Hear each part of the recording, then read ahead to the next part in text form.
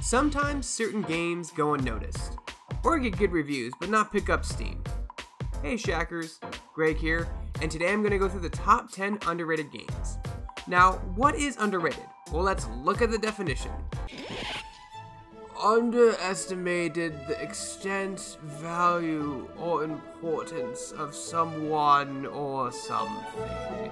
In this case, video games. Now, obviously there are more than 10 underrated games in the world. With that said, these are mine.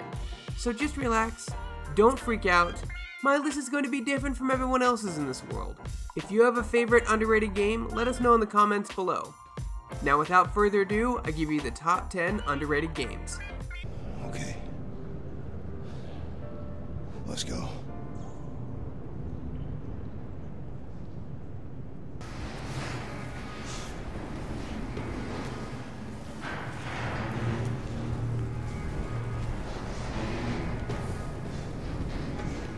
A game based on a 400-year-old Chinese fable. Enslaved was quickly forgotten. However, if you were lucky enough to glance back at it, it was a creative, story-driven world with a lot to it. The first thing this game does is pull you into its world. You play as Monkey, a slave that gets roped into helping a very pretty girl find her way back home. Now, I don't want to spoil anything, as the game relies heavily on the story to drive you forward. But the gameplay is a combination of action fighting and light platforming, with a little bit of puzzle solving. If you're looking for an underrated game with an awesome world and interesting characters, you should check this out.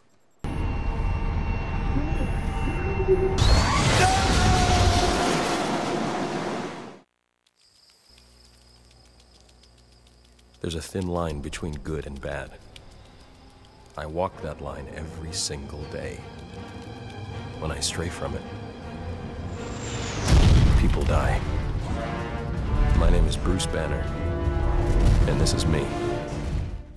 Have you guys seen the Hulk mod on GTA 4? Well, this is essentially that. An open-world, free-roaming Hulk game. As Hulk, you could pick up and throw just about everything, including people, which made for some hilarious situations. As the Hulk, you could jump super high, run super fast, and climb up any surface.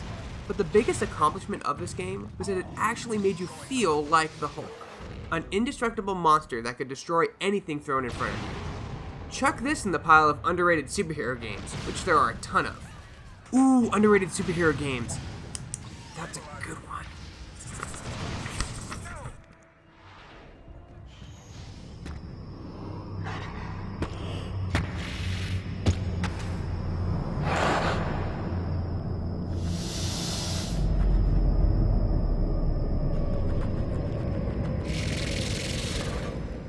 The Wii's game lineup wasn't very strong.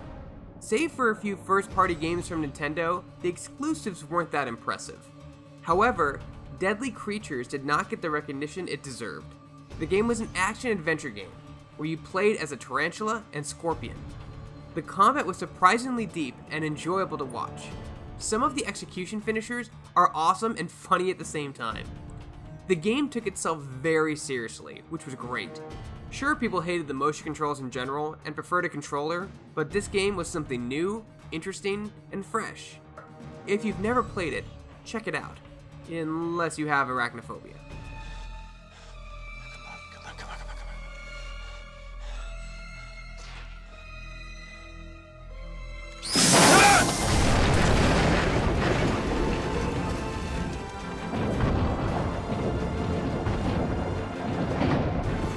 There are a lot of mech games out there, but Chrome Hounds was the one my friends and I enjoyed the most.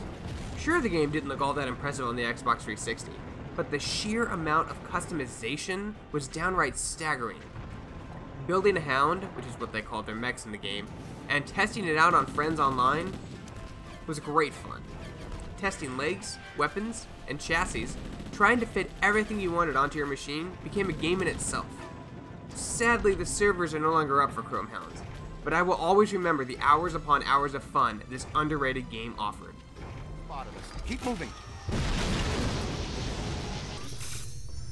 That's your cue, killer. There's something strange in your neighborhood. Now let me get this off my chest. I'm a huge Ghostbusters fan. I saw the movies, the cartoon show, bought the toys, comics, anything you could think of. So you can imagine my excitement when the game was finally out. Of course I thought it was excellent. However, the game was received with a, it's good, but not great demeanor, and slowly fell off the radar. However, the game nailed what it felt like to be a Ghostbuster.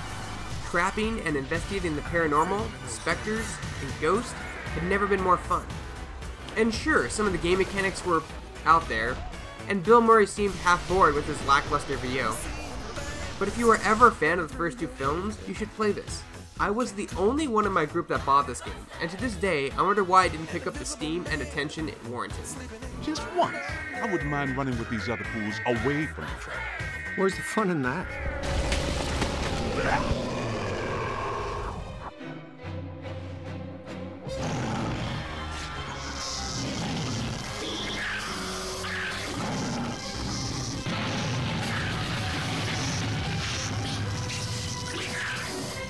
Love classic monster movies?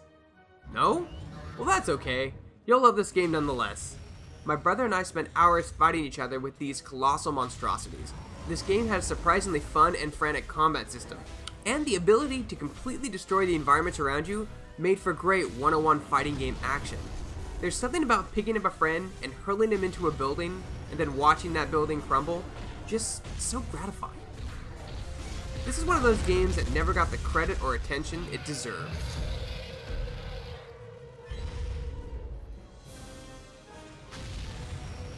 If ever you are tempted to forego the struggle, remember this. We are mankind's only hope. Men of Midgard, we are on a vital mission to uphold justice. Whoa, where do I even start with this one? This game was passed around more than a peace pipe at Woodstock, but when it finally hit the Xbox 360, it was met with mediocre reviews. Never heard of this game before? Well, it's about Norse gods fighting machines with a high focus on technology. The gameplay is literally like Diablo 3, but with more emphasis on action combat and a closer, more engaged camera angle. There was a lot of anticipation for this game, but a buggy launch combined with mediocre review scores kept players away. And at its core, it had a ton of good ideas, creative design choices, and interesting story. Definitely underrated.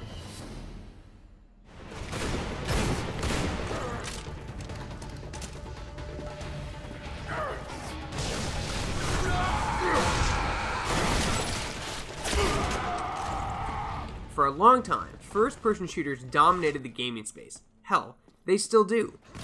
And most were pretty copy-paste. However, it was Bulletstorm that tried to break the mold with its truly remarkable creative gameplay. The game pushes and encourages you to kill enemies in the most creative ways possible, and you'll need to take full advantage of it too. The crazier and more creative you get with your kills, the more points you'll get to unlock cool stuff for your character. The game had an online multiplayer component as well. It featured a co-op mode that had you fighting hordes of enemies that increased in difficulty until your team achieved a certain number of points by creatively killing them. It's a damn shame this game was overlooked by so many gamers. And if you're still not interested, I have two words for you. Robotic dinosaur.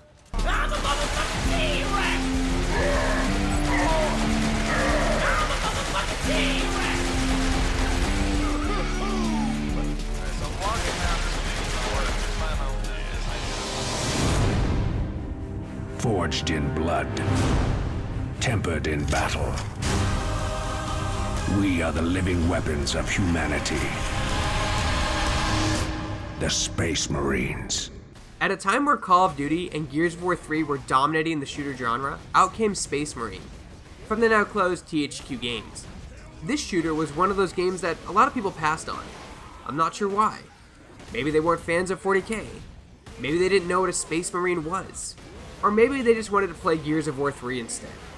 Whatever the case, the game was fun, action-packed, and introduced a lot of console gamers into the 40K universe. Hacking, slashing, and shooting your way through endless amounts of orc fodder felt great. The multiplayer was very addictive and enjoyable as well. It was one of the best team shooters I've seen in years. You'd be surprised, actually.